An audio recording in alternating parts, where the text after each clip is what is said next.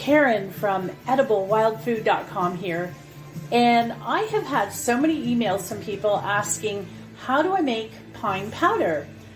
I have several recipes on my website in regards to making different treats using pine powder. So the process is actually quite simple.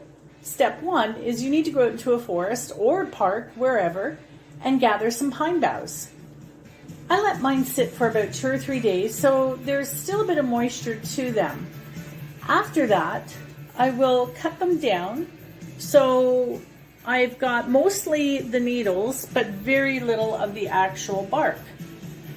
I'm not going to turn this on right now because it makes a horrendous noise, and I don't have a Vitamixer. So I use my Ninja, which is quite sufficient for step one. And so my first mission is to break that down into a little bit smaller pieces. And when I've done that, I'll be right back.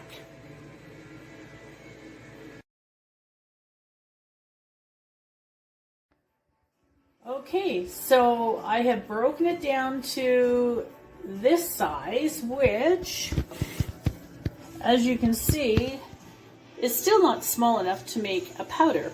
So what I do is I have my handy dandy $35 Black & Decker coffee grinder, which of course I never use for coffee now. I use it strictly for making my pine powder. And all I do is I put some in here and I put it on for about, although there's not much in there right now. And this one's nice and quiet. So I just keep pulsing it for about maybe 10 to 15 seconds.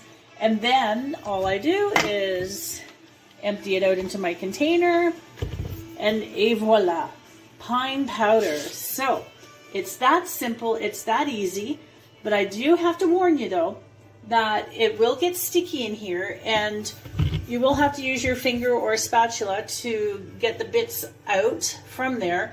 But before you do, please make sure you unplug it.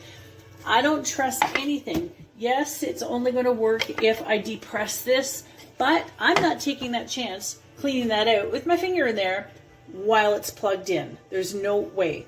So, long story short, there's your pine powder.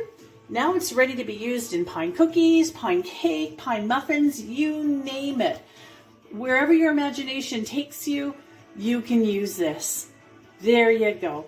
Thanks for watching. If you liked what you saw, please share it in your social media, and be sure to subscribe if you haven't subscribed already. And to all of you magnificent people out there who have subscribed, thank you so much from the bottom of my heart.